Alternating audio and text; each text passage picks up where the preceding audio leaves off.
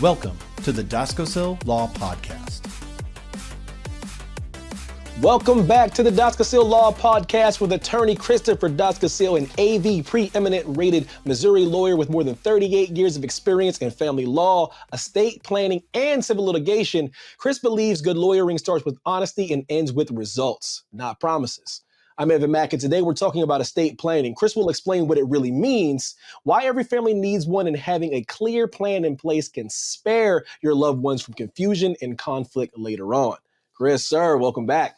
Hey, good to see you again, Evan. Good to see you too. We're going to talk about why you need an estate plan and when and why it is necessary. Most people think estate plans or maybe for the wealthy. How do you explain what an estate plan really is and who it's for? My simple definition of an estate plan is a plan to transfer your wealth after you die.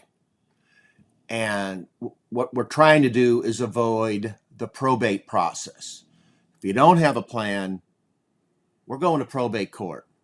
And that means filing papers, preparing inventories, determining heirs, giving notices, allowing creditors to file claims. It's a process. It takes 6 months for sure. Definitely, an estate has to be open for 6 months and 10 days. So it delays the transfer of your wealth. And if you have dependents, loved ones that, have been depending on you and now are going to continue to do so, the probate process is, we try to avoid that. And that's the whole purpose of having an estate plan. So Christopher, what usually prompts someone to call you about putting one together? Is it the big life event, just realizing it's time to get things in order? When do people usually hit you up? Yeah, it's time to get things in order. Yes. And it usually happens after people get married. Not always, though. There's a lot of people either aren't married or they're now single, but they've been working for 20 years or more. They've acquired assets. They have wealth. They want to leave it to somebody. They've heard stories. Oh, I want to avoid probate because it's time consuming, it's costly, and it's not effective. It's not efficient. So what can we do to avoid that? And people call me up and say, hey, we need to talk to you about getting our affairs in order.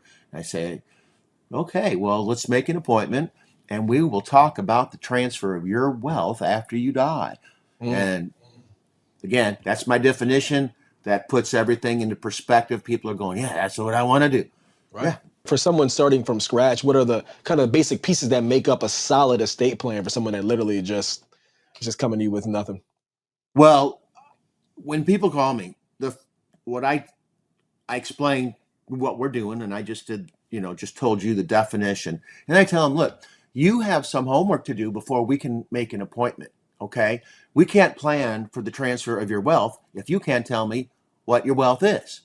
So I need you to prepare a summary of your assets, things that have titles or deeds or monthly statements. You've got to tell me how they're titled, if there's any beneficiaries on them, approximate value, and you got to know where you want your wealth to be transferred to after you die. Believe it or not, every once in a while people go, I don't know where I want it to go. Why? Then why are we meeting? Right. But it's just part of the initial conversation. The initial conversation takes 5 minutes, Yeah. So then they have their homework, and some people go, well, I already know that. Oh, great, we'll make an appointment.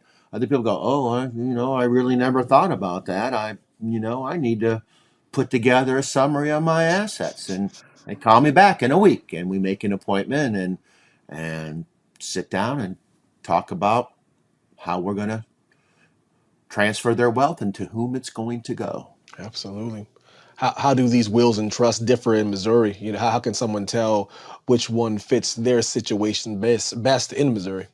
They're two different documents. A will doesn't do anything until you die. And a will is basically a plan to go to probate court. when a person dies, a will has to be filed with the court within 1 year. We do that whether there's going to be a probate estate or not. And if people don't have a plan, then we're going to probate court, and we're trying to avoid that. And there are ways to plan your transfer of your wealth and still have a will. A will then kind of becomes a plan B. Just in case I forgot to name a beneficiary or add a joint owner to something or do a beneficiary deed, we got a will that we can still take care of whatever it is that you forgot to do. A trust, on the other hand, is something that is an active document. You use this during your life.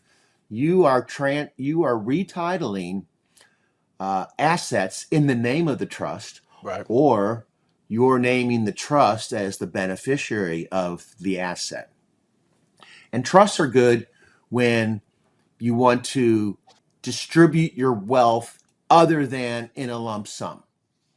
So it's a will, when it is effective, whoever gets your stuff is going to get your stuff. Boom. Yeah. Done with the probate stop, you're getting 100% of whatever it is. In a trust, you can do all kinds of different things. I want to leave money to my grandson. I want to pay for a wedding. I want my kids to have money at different stages in their life. And you spread it out. So not only are you using a trust during your lifetime by moving assets in and out of the trust, but a trust can continue on for a very long time after you die. And people sometimes want to have a legacy, and I'm gonna leave money and assets and things, sentimental or valuable or both, to all kinds of people for a long, long time. That's the difference. So, Chris, how do wills and trusts, you've seen these families kind of deal with the aftermath without a plan in place. What kinds of problems does that cause for the people that they leave behind? Varied. I can tell you stories all day long. Right. I've had, I had one case where a client had tubes of gold coins, and there was no plan in place, and we had to go to probate court, and this person left these coins and to like 20 different people. Wow. So we had to have a hearing, and all these people are in the court, and we're all trying to figure out what tubes of coins even means. That's not a thing. Then you have people that they have assets like a house or something, and there's no plan in place, and now we're in probate court, and creditors are filing claims, and you got heirs you didn't even know about. I've had people that didn't know they had a kid until the kid was like 20 years old. It's No like, what? way. What? And now we have heirs that we weren't even aware of. So yeah, there's all kinds of they make movies about things like this, right? But that's when you're in probate court, there's notices published, right? And so the whole world knows that somebody died and where there's a probate estate, and people come out of the woodwork for Clearly they do. So it gets interesting. I mean, it's never dull. I listen. I'm glad. exciting. That's why you've been doing it for so long. Now you've been, But a good plan, a proper plan, avoids all that. Yeah. And then you're in probate court and you have various heirs, and somebody doesn't like the way what they're getting, and you have to have a hearing. Oh, you're not going to agree to that? Well, this is what we think the will says, and this is what the law says people are supposed to get, and you're not happy about it. Well, we're going to have a hearing, and you're going to have to come and tell the judge why you think this isn't a good plan. These are the things that we want to avoid. We want to avoid going to probate court because it can take quite some time and effort, and expense. It's not efficient. We want to avoid that. But when we don't, it gets kind of interesting. When you sit down with these clients, how you make them sure that that their plan reflects what they want and maybe not just what the form says? Well, that's the thing about estate plan. It's not a form, right? It's it's a blank piece of paper. I tell people, look, there's no right or wrong. There's no black or white here. There's we can do whatever you want. Just tell me what you have and where you want it to go, and we'll make that happen. There's all kinds of people have coin collections and gun collections and furniture and jewelry and stuff, and they want certain things to go to certain people at certain times.